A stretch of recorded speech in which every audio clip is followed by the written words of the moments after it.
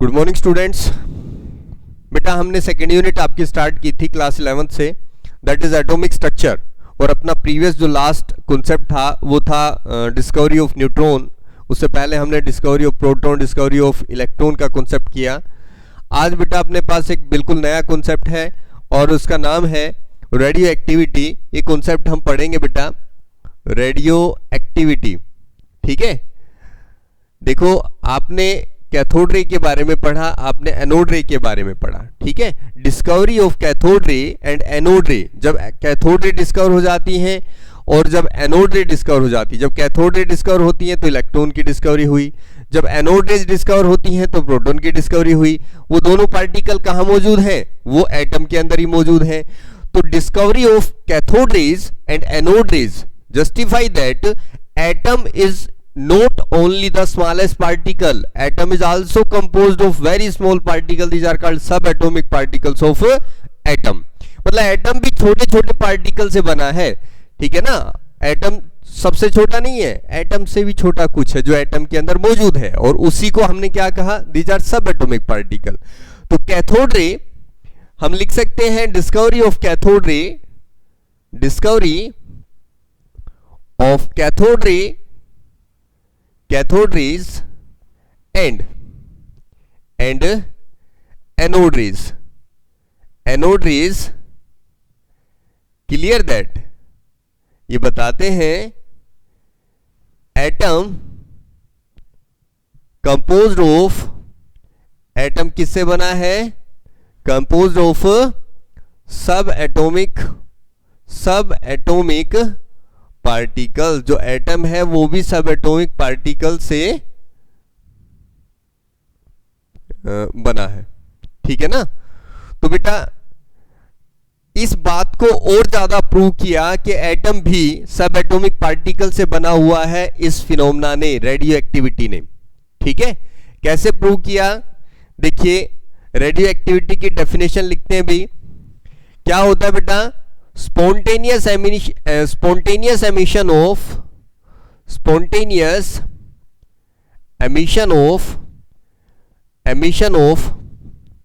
radiation, अपने आप radiation का एमिशन होना फ्रॉम ए अनस्टेबल न्यूक्लियाई। तो न्यूक्लियाई कहां होती है बेटा? एटम के अंदर होती है। जो कोई अनस्टेबल न्यूक्लियाई होगी उससे अपने आप रेडिएशन निकलते हैं। इसी फिनोमेना को क्या कहते हैं? Radio activity. और जिस न्यूक्लियाई से रेडिएशन निकलते हैं, मतलब सीधी सी बात है वो न्यूक्लियाई एटम के अंदर होगी। ठीक है, एटम एलिमेंट बनाते हैं तो इसका मतलब है वो एलिमेंट कैसा होगा? जो अनस्टेबल एटम रखता है वो क्या होगा भाई? रेडियो एक्टिव नेचर का होगा। जिस सब्सटेंस से, जिस एलिमेंट से अपने आप रेडिएशन निकलेंगे वो रेडियो एक्टिव नेचर का होगा, रेडियो एक्टिव सब्सटेंस कहलाएगा। फिर से रिपीट करता हूं, जब किसी अनस्टेबल न्यूक्लियाई से अपने आप रेडिएशन एमिट होते हैं। अब क्वेश्चन ये आ गया सर अनस्टेबल न्यूक्लियाई क्या होती है? अनस्टेबल न्यूक्लियाई, ये भी हम क्लियर करेंगे। ठीक है ना, तो पहले आप ये पढ़ लीजिए, अनस्टेबल न्यूक्लियाई से अपने आप यदि रेडिएशन निकले तो आप कहेंगे कि this phenomena is called radio activity. क्या बोला जाएगा? Radio activity. अब जब एमिशन होता है तो बेटा डिफरेंट टाइप के पार्टिकल एमिट होते हैं, डिफरेंट टाइप के पार्टिकल्स एमिट होते हैं, वो अभी हम करेंगे। तो ये अनस्टेबल जो न्यूक्लियाई का कॉन्सेप्ट है, एक बार आप इसको समझेंगे। अनस्टेबल न्यूक्लियाई का जो कॉन्सेप्ट है ये भी आप एक बार समझेंगे बेटा। देखिए मैं आपको बता देता हूं बेटा, ये सपोज कर एक एटम की न्यूक्लियाई है। ठीक है ना, और ये उसकी सेल्स हैं, डिफरेंट सेल हैं जिनके अंदर इलेक्ट्रॉन प्रेजेंट होते हैं। क्लियर सी बात है। सपोज करो मैं ये कार्बन ले लेता हूं बेटा, कार्बन एटॉमिक नंबर 6 और एटॉमिक मास कितना होता है? 12। इसका मतलब है कार्बन के पास में कितने न्यूट्रॉन होंगे? 6। प्रोटॉन कितने होंगे? 6। इलेक्ट्रॉन कितने होंगे? 6। और न्यूक्लियस के अंदर क्या होता है बेटा? प्रोटॉन होते हैं 6 और न्यूट्रॉन कितने होते हैं? 6। ठीक है, कोई बात नहीं। इस कार्बन 12 की जगह पे आप कार्बन 14 आइसोटोप ले लो बेटा, कार्बन 14। ठीक है ना, अब क्या देखते हैं भी? अब देखते हैं न्यूट्रॉन जो है वो 8 हो गए हैं और प्रोटॉन कितने रह गए हैं? 6 रह गए हैं। न्यूट्रॉन बेटा 8 हो गए और प्रोटॉन क्या रह गए? 6 रह गए। एक छोटी सी बात आपने याद रखनी है, जिस भी एटम के अंदर N/P, ये क्या कहलाता है, न्यूट्रॉन टू प्रोटॉन रेशो जो है, यदि 1 के बराबर है तो वो न्यूक्लियाई स्टेबल न्यूक्लियाई होगी। क्या होगी? Stable nuclei. ठीक है ना। और अनस्टेबल कब होगी? N/P जो रेशो है या कम या ज्यादा हो जाए। ठीक है ना, कम या ज्यादा हो जाए तो उस कंडीशन में, जैसे सपोज करो 1.5 हो जाता है, तो हम इसको कहेंगे दिस इज अनस्टेबल न्यूक्लियाई। क्या होगा भी? Unstable nuclei. अब स्टेबिलिटी के लिए क्या करेगी? कुछ ना कुछ इसके अंदर होगा स्टेबिलिटी के लिए। ठीक है ना, स्टेबिलिटी के लिए इसके अंदर कुछ ना कुछ होगा, और उसी फिनोमेना से बहुत ज्यादा एनर्जी निकलेगी इन फॉर्म ऑफ रेडिएशन। वही तो कह रहे हैं हम, अनस्टेबल न्यूक्लियाई से जब रेडिएशन निकलते हैं तो हम उस फिनोमेना को क्या कहते हैं? Radio activity. तो अनस्टेबल न्यूक्लियाई कौन सी होंगी बेटा? जिनके अंदर न्यूट्रॉन टू प्रोटॉन रेशो अगर 1 के बराबर नहीं है तो वो अनस्टेबल न्यूक्लियाई होंगी, यदि 1 के बराबर है तो स्टेबल न्यूक्लियाई होगी। आपको मैं बता दूं, एटॉमिक नंबर 1 to 20 जितने भी एलिमेंट है, मतलब अप टू कैल्शियम, लगभग देखा गया इनका neutron to proton ratio nearly 1 के बराबर है, इसलिए रेडियो एक्टिव नहीं होते। लेकिन इससे आगे हैवियर के केस में हम जाते हैं तो न्यूट्रॉन टू प्रोटॉन रेशो जो होता है वो डिफरेंट 1 से कम या ज्यादा हो जाता है, तो उस केस में क्या होगा? वो न्यूक्लियाई रेडिएशन एमिट करेगी। अब हम देखेंगे भी कम या ज्यादा किस प्रकार से होता है, किस प्रकार से रेडिएशन निकलेंगे, वो बात का कॉन्सेप्ट है। पहले आपने सिर्फ ये समझना है अनस्टेबल न्यूक्लियाई क्या होती है। समझ आई ये बात? जिनमें न्यूट्रॉन प्रोटॉन का रेशो 1 के बराबर ना हो वो अनस्टेबल न्यूक्लियाई मानी जाएंगी। ठीक है ना। अब अगर यहां पे न्यूट्रॉन की संख्या ज्यादा है तो ये वैल्यू 1 से ज्यादा हो जाएगी, यदि न्यूट्रॉन की संख्या कम है तो ये वैल्यू न्यूट्रॉन की संख्या यदि ज्यादा है तो 1 से ज्यादा हो जाएगी, न्यूट्रॉन की संख्या कम है तो 1 से कम हो जाएगी। समझ रहे हो भाई? तो न्यूट्रॉन प्रोटॉन रेशो यदि सेम नहीं है तो वो न्यूक्लियाई अनस्टेबल न्यूक्लियाई मानी जाएगी। बात समझ आई आपको? चलिए अब हम देखते हैं भी रेडियो एक्टिविटी फिनोमेना किस प्रकार से होता है। आपने रेडियो एक्टिविटी की डेफिनेशन यहां पे कर ली है बेटा, तो आप चलिए स्टार्ट करते हैं। भी इसको डिस्कवर किसने किया? अभी डिस्कवरर कौन था इसका, रेडियो एक्टिविटी फिनोमेना का? तो हम डिस्कवरर की बात करें, डिस्कवर्ड बाय, इसको डिस्कवर किया था बेटा हेनरी बैक्वेल ने।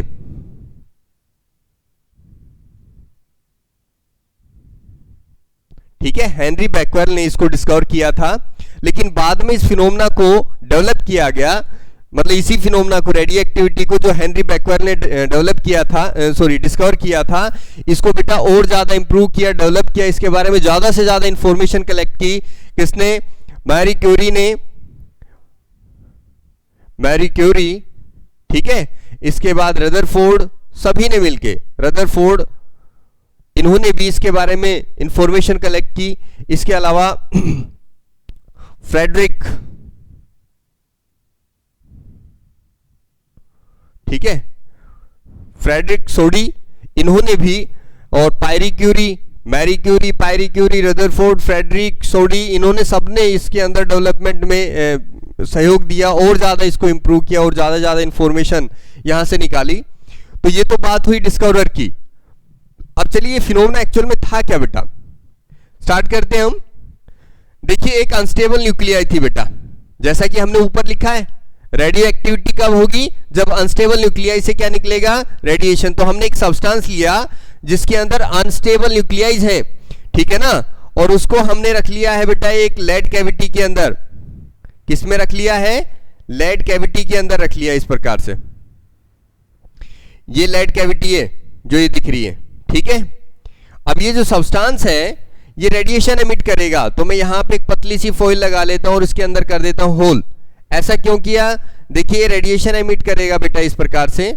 जब ये रेडिएशन एमिट करेगा तो सीधा इस फॉइल पे टकराएगा, ठीक है ना। अब इस फॉइल पे टकराएगा, अगर इसके अंदर होल है तो सीधा आगे निकल जाएगा। अगर इस एंगल से रेडिएशन निकलते हैं, इस एंगल से निकलते तो यहीं रुक जाएंगे। हमें इस स्लिट के अंदर जो होल किया है इससे रेडिएशन जो आगे जा रहा है उसको हमने ऑब्जर्व करना है। यहां पे बेटा मैं लगा देता हूं एक फोटोग्राफिक प्लेट। बात समझना, यहां पे क्या लगा दी मैंने? फोटोग्राफिक प्लेट लगा दी है। This is photographic plate. क्यों भाई? जब कोई पार्टिकल इसके ऊपर स्ट्राइक करेगा तो यहां पे ग्लो करेगा। फोटोग्राफिक प्लेट यहां पे हमने लगा दी है, ठीक है ना। अब देखिए जो रेडिएशन है, this is radio active substance, इसके अंदर जो लिया है वो रेडियो एक्टिव सब्सटेंस है। और ये क्या है भाई? ये लेड चैम्बर है, ठीक है, लेड चैम्बर है, ठीक है भाई। अब ये सीधे जाके टकराते हैं बेटा यहां पे, यहां पे ग्लो होता है अभी, ठीक है। पार्टिकल जहां टकराएगा बेटा वहीं पे ग्लो करेगा, क्लियर सी बात है। लेकिन जब हम यहां पे इलेक्ट्रिक फील्ड या मैग्नेटिक फील्ड का यूज करते हैं, दोनों को लगा के देखते हैं हम, सपोज करिए हम मैग्नेटिक फील्ड यहां, सॉरी इलेक्ट्रिक फील्ड यहां पे यूज करते हैं। ये पॉजिटिव प्लेट है और ये नेगेटिव प्लेट है, ठीक है। This is positive plate, this is negative plate. तो जब हम इलेक्ट्रिक फील्ड अप्लाई करते हैं, इलेक्ट्रिक फील्ड अप्लाई कर दिया हमने ये, ठीक है। तो मैंने क्या देखा कि कुछ पार्टिकल भी नेगेटिव प्लेट की तरफ अट्रैक्ट हो गए, कुछ पार्टिकल जो थे वो पॉजिटिव प्लेट की तरफ अट्रैक्ट हो गए और यहां पे जाके ग्लो करने लगे।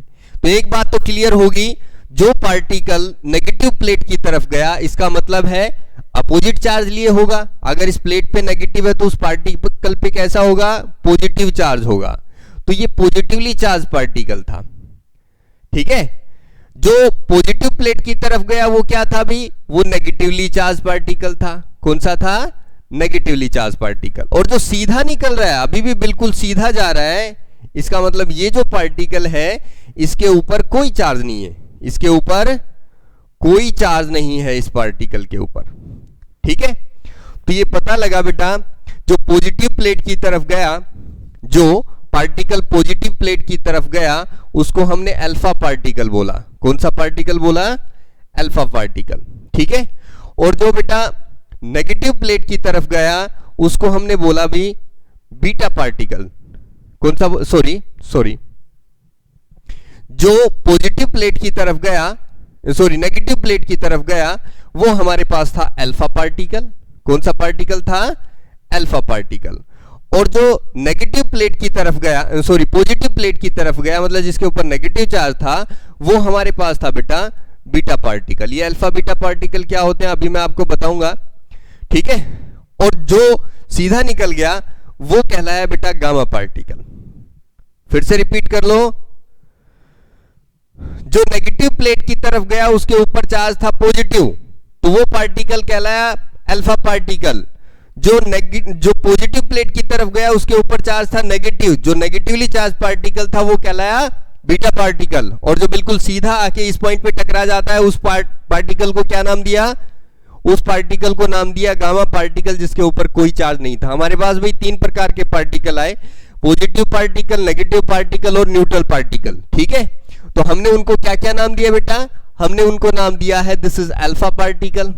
क्या नाम दिया? Alpha particle. दूसरा क्या था हमारे पास? बीटा पार्टिकल, ठीक है। दूसरा हमारे पास है बीटा पार्टिकल और तीसरा हमारे पास क्या है बेटा? Gamma particle. अब देखिए क्या थे ये पार्टिकल भी? अल्फा पार्टिकल जो होता है बेटा उसके ऊपर 2 यूनिट पॉजिटिव चार्ज होता है और 4 यूनिट 4 AMU 4 यूनिट मास होता है। क्या होता है? 4 यूनिट मास होता है। इसको बेटा आप जनरली हीलियम का पार्टिकल या हीलियम न्यूक्लियाई भी कह सकते हो, क्योंकि 2 यूनिट चार्ज हीलियम पे ही होता है, 4 यूनिट मास हीलियम पार्टिकल के ऊपर ही होता है। तो जो अल्फा पार्टिकल होता है जनरली क्या होते हैं? हीलियम न्यूक्लियाई होते हैं। क्या होते हैं बेटा? हीलियम न्यूक्लियाई होते हैं। बीटा पार्टिकल के ऊपर 1 यूनिट नेगेटिव चार्ज होता है। अभी क्या होता है? 1 यूनिट नेगेटिव चार्ज होता है। और जो इनका मास होता है वो लगभग 9.11 इंटू 10 की पावर -31 किलोग्राम। अब 1 यूनिट नेगेटिव चार्ज और इतना मास, ये किसके ऊपर होता है बेटा? ये होता है इलेक्ट्रॉन के ऊपर। तो these beta particle are generally क्या होते हैं भाई? इलेक्ट्रॉन्स होते हैं भी। क्या होते हैं? इलेक्ट्रॉन्स होते हैं। फिर से रिपीट कर देता हूं, beta particle carry negative charge 1 unit negative charge and mass equal to 9.11 into 10 की पावर -3 किलोग्राम। और इतना मास तो वो इलेक्ट्रॉन का होता है और उसके ऊपर चार्ज भी -1 होता है। इसका मतलब beta particles are generally electrons. अब आ जाता है बेटा अपने पास गामा पार्टिकल, नो चार्ज, क्योंकि वो सीधा निकल गया, पॉजिटिव नेगेटिव प्लेट की तरफ जब इंटरेक्ट ही नहीं हुआ तो इसका मतलब है उसके ऊपर कोई चार्ज ही नहीं है, तो नो चार्ज, इसके ऊपर कोई चार्ज नहीं है बेटा। और मास जो होता है इसका वो नेग्लिजिबल मास होता है बेटा, ना के बराबर, ठीक है ना, ना के बराबर इसका मास होता है। ये तो पहला पॉइंट हुआ। चलिए अब सेकंड लेते हैं बेटा। आपको पता चल गया ये हीलियम न्यूक्लियाई, ये अल्फा पार्टिकल, ये आपके पास इलेक्ट्रॉन है, और ये क्या होते हैं जिनके ऊपर कोई चार्ज नहीं है, कोई मास नहीं है, ये बेटा हाई एनर्जी रेडिएशन होते हैं। क्या होते हैं? हाई एनर्जी रेडिएशन, लिख सकते हो आप इनको, हाई एनर्जी रेडिएशन, और इनको आप डेजिग्नेट कर सकते हैं, these are high energy radiation photon. क्या होते हैं? फोटोन। तो वो हीलियम न्यूक्लियाई, ये इलेक्ट्रॉन और ये photon, high energy photon. Clear है भाई? अब देखिए इनकी वेलोसिटी भी, जब किसी न्यूक्लियाई से निकलते हैं बेटा तो ये इनकी जो स्पीड होती है वो क्या होती है, वेलोसिटी क्या होती है? तो वेलोसिटी जो होती है इनकी अल्फा पार्टिकल, क्योंकि इन सभी में जो हैवियर पार्टिकल होता है वो अल्फा पार्टिकल होता है। क्या होता है? अल्फा पार्टिकल होता है। तो ये लगभग 1/10 स्पीड ऑफ लाइट, लाइट की स्पीड से 1/10 मतलब 10 गुना कम होती है, सीधा सा हम ये कह सकते हैं। इसकी क्या होती है बेटा? सेम एज ऑफ लाइट, जो लाइट की स्पीड है वही इसकी स्पीड होती है, 3 × 10⁸ मीटर पर सेकेंड, वही स्पीड होती है। और इसकी स्पीड भी बेटा सेम ही होती है, सेम एज ऑफ लाइट, ये भी लाइट की स्पीड से ही चलते हैं। क्लियर है भी ये बात? उसके बाद आ जाती है बेटा, यहां पे आता है penetration power, very very important. Penetration power मतलब, पेनिट्रेशन का मतलब होता है बेटा, मान लीजिए फॉइल है और इनमें से तीनों पार्टिकल की एक बीम इस मेटालिक प्लेट के ऊपर स्ट्राइक करती है। स्ट्राइक करने के बाद अगर ये इससे पास हो जाती है तो इसका मतलब ये इस प्लेट को पेनिट्रेट कर गई, ठीक है ना। तो पेनिट्रेशन पावर किसकी ज्यादा है? पेनिट्रेशन पावर बेटा, ये हैवियर पार्टिकल होते हैं, इनकी पेनिट्रेशन पावर स्मॉल होती है, काफी कम होती है, ठीक है ना। अल्फा पार्टिकल की पेनिट्रेशन पावर काफी कम होती है।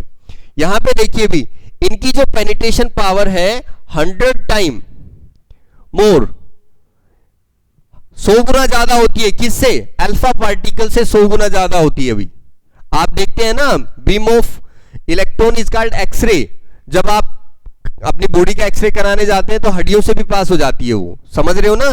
तो ये काफी पावरफुल होती है भी, 100 time more penetrating power than alpha particle. यहां पे आए भी, this is 10,000 more penetrating power, 10,000 गुना ज्यादा होती है। इसका मतलब है ये बड़ी खतरनाक होती है भी, गामा रेज बहुत ज्यादा खतरनाक होती हैं। समझ गए ना ये बात? अब फोर्थ पॉइंट ले लीजिए आप डिफ्लेक्शन का। तो ये कहां पे डिफ्लेक्ट होती हैं? डिफ्लेक्टेड टुवर्ड्स कौन से पोल की तरफ डिफ्लेक्ट होती है? ये देखिए नेगेटिव पोल की तरफ डिफ्लेक्ट होती हैं, नेगेटिव पोल, ये नेगेटिव पोल की तरफ डिफ्लेक्ट होती हैं, ये बेटा पॉजिटिव पोल की तरफ डिफ्लेक्ट होती हैं। और ये नो डिफ्लेक्शन, इनमें तो डिफ्लेक्शन होता ही नहीं है क्योंकि इनके ऊपर किसी प्रकार का चार्ज नहीं है। तो ये प्रॉपर्टी अपने पास अल्फा बीटा गामा पार्टिकल की हो गई। तो आपको समझ आया अच्छे से? अब देखिए आगे चलते हैं। जो हमारा कॉन्सेप्ट रह गया कि जो न्यूक्लियाई होती है वो एमिट करती है रेडिएशन, जिनको आप अल्फा बीटा गामा कह रहे हो। तो ये अल्फा बीटा गामा किस प्रकार से एमिट हो रहे एक न्यूक्लियाई से, ठीक है ना। Radio activity is a nuclear phenomena, बात समझना इसको अच्छे से। Radio activity is a nuclear phenomena मतलब एटम की न्यूक्लियस के अंदर कुछ ऐसा होता है जिससे रेडिएशन एमिट होते हैं, ठीक है। यहां पे एक बड़ा इंपॉर्टेंट क्वेश्चन और क्यूरियस क्वेश्चन भी है कि मान लिया हमने किसी एटम की न्यूक्लियाई से अल्फा पार्टिकल एमिट हो सकता है। अल्फा पार्टिकल इसका मतलब 2 प्रोटॉन 2 न्यूट्रॉन बाहर जा सकते हैं, मान लिया जा सकते हैं क्योंकि न्यूक्लियस के अंदर होते हैं। लेकिन न्यूक्लियाई से ही बीटा पार्टिकल एमिट हो रहा है। बीटा पार्टिकल जनरली इलेक्ट्रॉन्स, तो न्यूक्लियस के अंदर इलेक्ट्रॉन कहां है? न्यूक्लियस तो एटम के चारों ओर सर्किट चक्कर लगाते हैं, तो ये बीटा पार्टिकल भी न्यूक्लियाई से ही एमिट हो रहे हैं। तो ये बड़ा इंपॉर्टेंट क्वेश्चन है और हम इसको समझेंगे कि बीटा पार्टिकल कहां से जनरेट हुआ। तो अब हम ले लेंगे बेटा radioactive decay of some nuclei to give alpha beta and gamma particle. एक बात ध्यान रखना, जब भी पार्टिकल्स एमिट होते हैं तो या तो अल्फा गामा हो सकता है या बीटा गामा हो सकता है, अल्फा बीटा एमिशन एक साथ नहीं होगा, हमेशा ध्यान रखना। अगर क्वेश्चन मान लीजिए आ जाए कि भी क्या अल्फा और बीटा एमिशन साथ साथ हो सकते हैं, अल्फा बीटा एमिशन साथ साथ नहीं हो सकते बेटा।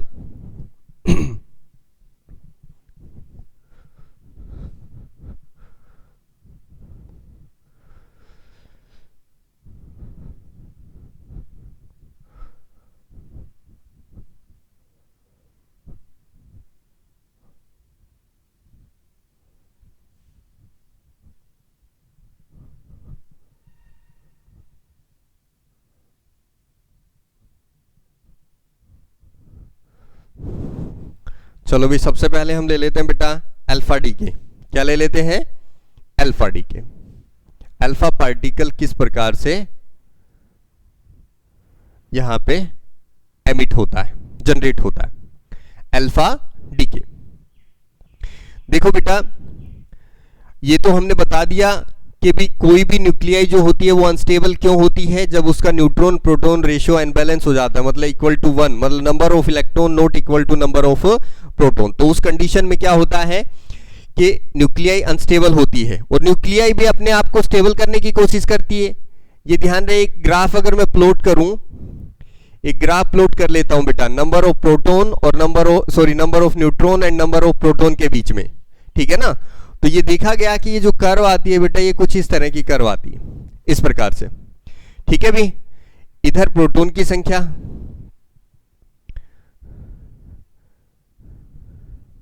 ये जो मैं डॉट लगा रहा हूं, ये कुछ ऐसी न्यूक्लियाई है,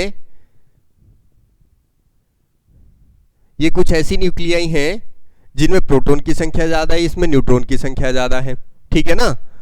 मतलब इनका n/p रेशो क्या है, 1 के बराबर नहीं है। तो देखिए क्या होगा, ये जो कर्व मैंने यहां पे ड्रा की है ये कहलाती है स्टेबिलिटी कर्व। क्या कहलाती है? Stability curve. ये स्टेबिलिटी कर्व या स्टेबिलिटी बेल्ट कहलाती है, और बेल्ट, ठीक है भी। क्या पता लगता है बेटा इससे? इससे पता लगता है कि जो न्यूक्लियाई, एटम की जो न्यूक्लियाई इस कर्व पे लाई करेगी, उनका n/p रेशो जो होता है वो 1 के बराबर होता है। अगर 1 के बराबर होता है तो इसका मतलब है वो क्या होंगी, स्टेबल होंगी। अगर नीचे की तरफ आ रहा है तो इसका मतलब n/p रेशो जो है 1 से कम हो गया, या फिर n/p रेशो 1 से ज्यादा हो गया। जिनका n/p रेशो 1 से कम है वो न्यूक्लियाई अपने n/p रेशो को बढ़ाएंगे और 1 के करीब लेके जाएंगे ताकि वो स्टेबल हो, और जिनका n/p रेशो ज्यादा है वो अपने n/p रेशो को n/p रेशो जिनका कम है वो बढ़ाएंगी, 1 के बराबर लेके जाएंगी। जिनका ज्यादा है वो क्या करेंगी, कम करेंगी, 1 के नजदीक लेके आएंगी और अपने आप को स्टेबल करेंगी। सीधी सी बात ये है। अभी किस प्रकार से ये न्यूक्लियाई अपने आप को किस प्रकार से स्टेबल करेंगे, वही कॉन्सेप्ट है हमारे पास अल्फा बीटा और गामा डी के, ठीक है। तो चलिए हम एक न्यूक्लियाई ले लेते हैं बेटा। सपोज करिए ये अपने पास एक न्यूक्लियाई है, इसको मैं x, कोई एलिमेंट है, ये Z उसका एटॉमिक मास है। क्या है बेटा? Atomic mass. और A उसका क्या है, Z उसका एटॉमिक नंबर है और A क्या है, उसका एटॉमिक मास है। Z is atomic number and A is atomic mass. Represent करता है, this represent the symbol of element. अब मान लीजिए यहां पे इसकी न्यूक्लियाई कन्वर्ट होती है बेटा, किसमें कन्वर्ट होती है अभी देखेंगे। यहां से एक पार्टिकल निकल जाएगा, कोई पार्टिकल निकलता है देखिए, और हम ये मान लेते हैं कि वो कौन सा पार्टिकल निकलता है, वो अल्फा पार्टिकल निकलता है। जब अल्फा पार्टिकल निकलेगा तो अल्फा पार्टिकल के ऊपर 2 यूनिट चार्ज होता है, 4 यूनिट क्या होता है बेटा, मास होता है। ये अभी मैंने बताया था, 4 यूनिट मास और 2 यूनिट चार्ज होता है। अगर इस न्यूक्लियाई से ये पार्टिकल बाहर निकल गया तो सबसे पहले हमने यही लिखा।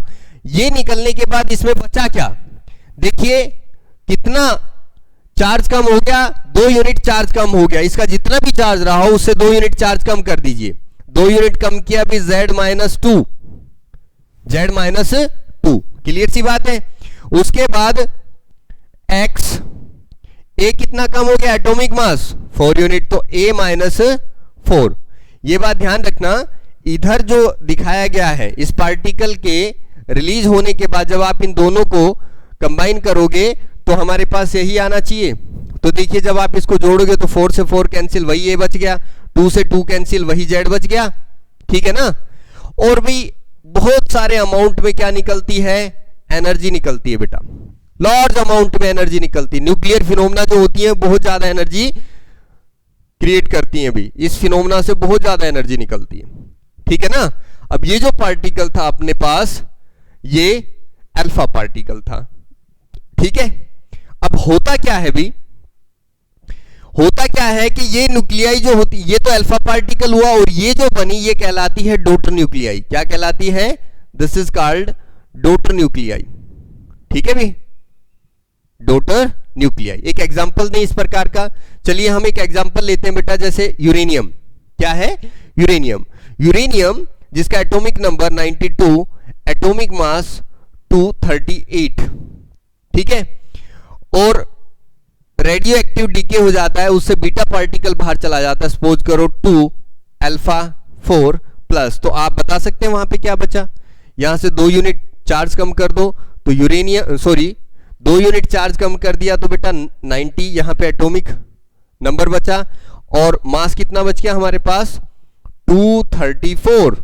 अब ये तो किसका होता है भी, थोरियम का होता है। तो जो यूरेनियम था किस में कन्वर्ट हो गया, थोरियम के अंदर, by the release of alpha particle and large amount, huge amount of energy is release here. तो इस प्रकार से अल्फा पार्टिकल यहां से रिलीज हुआ, ठीक है भी। इसको रेडियो एक्टिव डीके बोलते हैं जिसमें बीटा पार्टिकल रिलीज होता है। समझ रहे हो इस बात को, बहुत ज्यादा अमाउंट यहां से एनर्जी का निकलता है, काफी ज्यादा अमाउंट। ऐसा क्यों, क्योंकि बेटा कुछ मास इन न्यूक्लियर रिएक्शंस के अंदर, कुछ मास जो होता है वो एनर्जी में कन्वर्ट होता है, और वो थोड़ा सा मास ही बहुत ज्यादा एनर्जी क्रिएट करता है। उसको जो मास एनर्जी में कन्वर्ट होता है बेटा उसको मास डिफेक्ट बोलते हैं। क्या बोलते हैं, मास डिफेक्ट बोलते हैं। और मास डिफेक्ट कैलकुलेट करने के लिए हमारे पास फॉर्मूला होता है del M, that is mass defect, that can be calculated as M. ये हमारे पास क्या है भी, एम, सॉरी ये हमारे पास था एम यूरेनियम, तो आप जनरल रिएक्शन ले लो, M X mass of X minus mass of this alpha particle, mass of this alpha particle plus mass of this daughter nuclei M, इसको y लिख लो आप, ठीक है। तो डॉटर न्यूक्लियाई जो बना इसको x की बजाय आप y लिख लो बेटा, थोड़ा सा, क्योंकि वहां पे x हट गया है तो ये अपने पास y बन गया, इस तरह से हमने थोड़ा चेंज कर लिया। तो ये अपने पास आ गया भाई मास डिफेक्ट। क्या कहलाए ये, दिस इज मास डिफेक्ट, वो मास जो एनर्जी में कन्वर्ट हो गया है, ठीक है भी, वो मास जो किस में कन्वर्ट हो गया, एनर्जी के अंदर कन्वर्ट हो गया है, ठीक है। चलिए तो समझ आया ये बात भी। हमने एक पर्टिकुलर जर्नल एग्जांपल लिया, फिर एक पर्टिकुलर एग्जांपल लिया बेटा जिससे हमने अल्फा एमिशन करके दिखाया। क्लियर है, प्रॉपर्टी हम उसकी कर चुके हैं, 2 unit mass, sorry 2 unit charge and 4 unit mass. Penetrating power small होती है, कौन से पोल की तरफ अट्रैक्ट होते हैं, नेगेटिव पोल की तरफ अट्रैक्ट होते हैं ये। चलिए ये तो था हमारे पास भी अल्फा एमिशन। क्या था बेटा, अल्फा एमिशन। अब हम दूसरा लेते हैं बेटा बीटा एमिशन। क्या लेते हैं, बीटा एमिशन।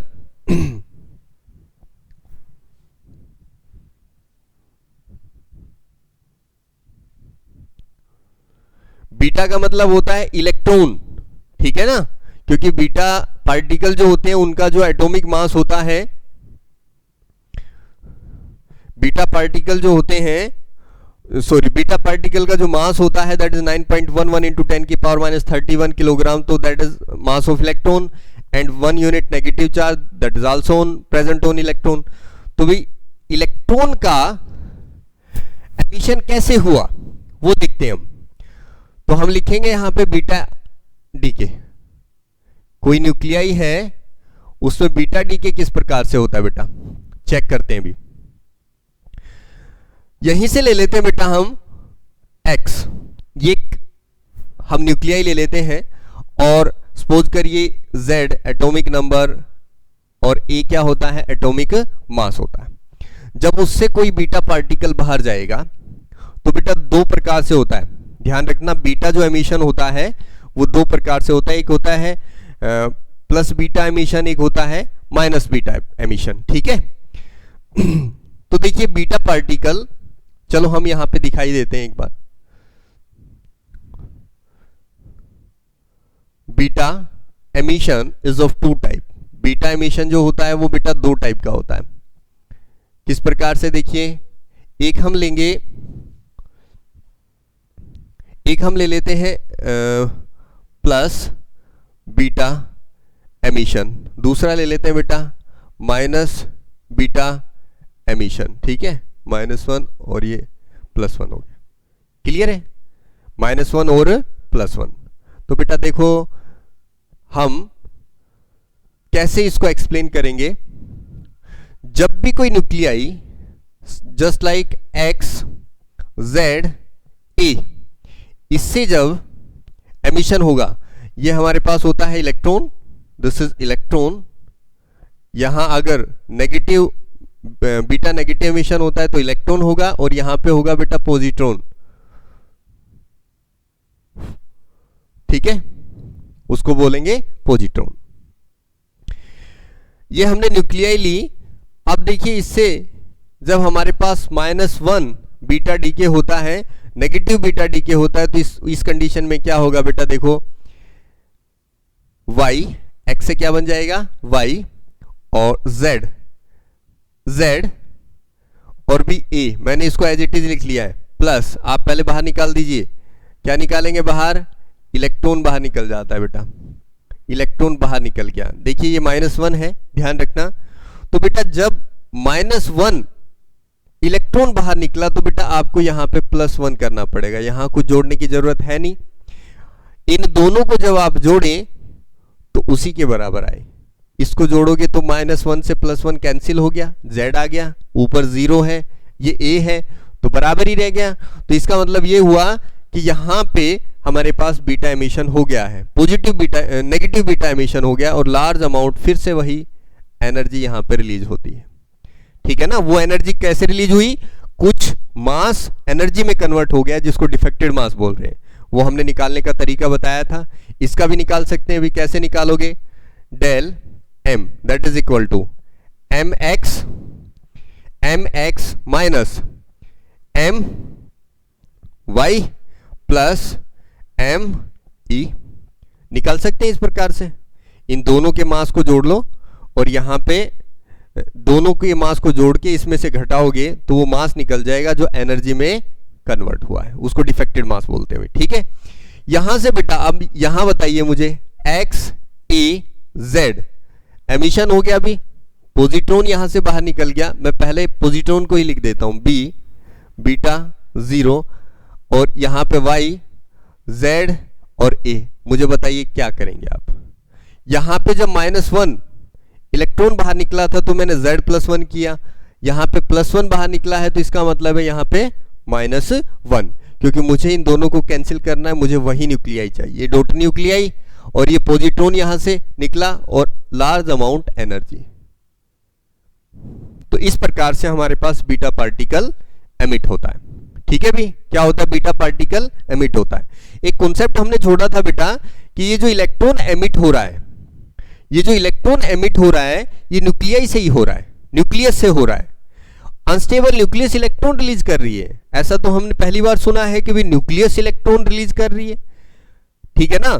तो ये एक्चुअल में होता क्या है, देखो बेटा कोई भी न्यूक्लियस के अंदर क्या होते हैं, न्यूक्लियस के अंदर होते हैं न्यूट्रॉन होते हैं और बेटा प्रोटॉन होते हैं। क्या होते हैं, न्यूट्रॉन और प्रोटॉन, और यहां पे ये जो सेल होती है इनके अंदर इलेक्ट्रॉन्स होते हैं, यही है ना। अब जो न्यूट्रॉन होता है वो थोड़ा अनस्टेबल होता है, जो न्यूट्रॉन है वो अनस्टेबल होता है, उसके ऊपर चार्ज कुछ नहीं होता, मास उसका थोड़ा सा प्रोटॉन से थोड़ा सा ज्यादा होता है। तो ये क्या करता है, ये कन्वर्ट होता रहता है बेटा, किसके अंदर कन्वर्ट होता रहता है, प्रोटॉन के अंदर कन्वर्ट होता रहता है। देखिए ध्यान से, किसमें कन्वर्ट होता रहता है, प्रोटॉन के अंदर कन्वर्ट होता रहता है, और साथ में इलेक्ट्रॉन भी रिलीज करता रहता है। इन दोनों को जब आप जोड़ोगे, इस इलेक्ट्रॉन और इस प्रोटॉन को, तो आप देखिए क्या बनता है हमारे पास, वही बन जाएगा, क्योंकि इस एक से एक ये कैंसिल हो जाएगा, ऊपर 1 रह गया, तो अपने पास न्यूट्रॉन 1 और ये चार्ज 0 वही आ गया ना। तो यहां से न्यूट्रॉन लगातार किस में कन्वर्ट होता जाता है, प्रोटॉन के अंदर, और रिलीज क्या करता है भाई, बीटा पार्टिकल रिलीज करता है, जिसको आप कह रहे हैं रेडिएशन, ठीक है ना, बीटा पार्टिकल का एमिशन होता है। तो इस प्रकार से एक क्वेश्चन यहां पे ये भी आता है कि भाई देखो प्रोटॉन के ऊपर पॉजिटिव चार्ज होता है, फिर न्यूक्लियस जो होती है वो स्टेबल कैसे रहती है, रिपल्सन नहीं होता क्या। तो यहां से क्लियर हो गया, न्यूट्रॉन किस में कन्वर्ट होता रहता है, प्रोटॉन में, और इन दोनों को अगर आप जोड़ोगे तो किस में कन्वर्ट हो जाएगा, न्यूट्रॉन के अंदर कन्वर्ट हो जाएगा। तो इस प्रकार से एक न्यूक्लियस स्टेबल हो जाती है। जब कोई न्यूक्लियस इस प्रकार से बीटा पार्टिकल एमिट करती है तो वही बात है, लार्ज अमाउंट क्या निकलता है, एनर्जी निकलता है, और उसकी न्यूक्लियस जो होती है बेटा वो एक्साइट हो जाती है, काफी ज्यादा एक्साइट हो जाती है, ठीक है ना। चलिए तो इस प्रकार से समझ आया आपको बीटा एमिशन कैसे होता है।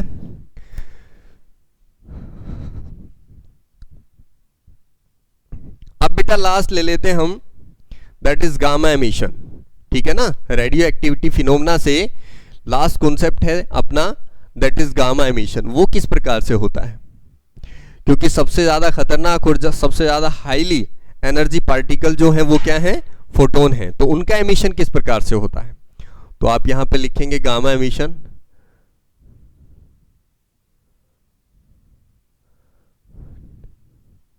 ठीक है, गामा एमिशन किस प्रकार से होता है, देखो बेटा हम ये एनर्जी लेवल डायग्राम बना लेते हैं, ये एनर्जी लेवल्स हैं, ठीक है।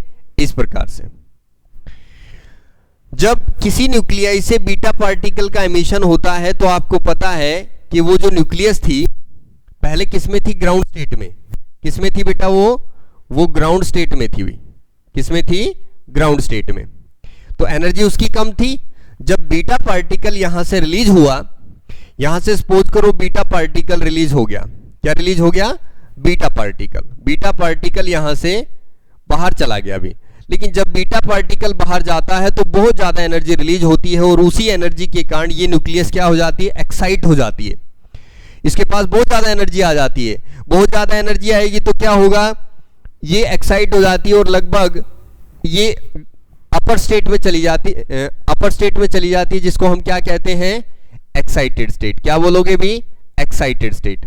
तो उस कंडीशन में क्या होता है, न्यूक्लियस की जो एनर्जी होती है वो लगभग उन सेल की एनर्जी के बराबर हो जाती है जिसके अंदर इलेक्ट्रॉन घूम रहा होता है।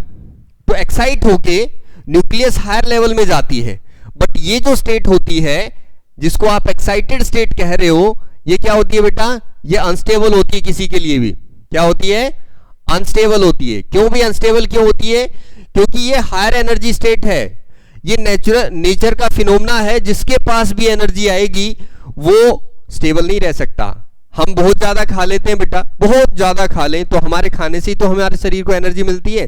तो जब आप बहुत ज्यादा खा लेंगे तो आपके शरीर को एनर्जी मिलेगी, आप अनस्टेबल हो जाएंगे। कॉमनली देखा है ना, जब आप बहुत ज्यादा खाना खा लेते हैं तो स्टेबल नहीं रहते हैं, पेट में कुछ गड़बड़ हो जाती है तो अनस्टेबल हो गए। जब तक वो एनर्जी खत्म नहीं होगी तब तक आप स्टेबल नहीं हो पाएंगे। यही बात यहाँ पे भी अप्लाई होती है।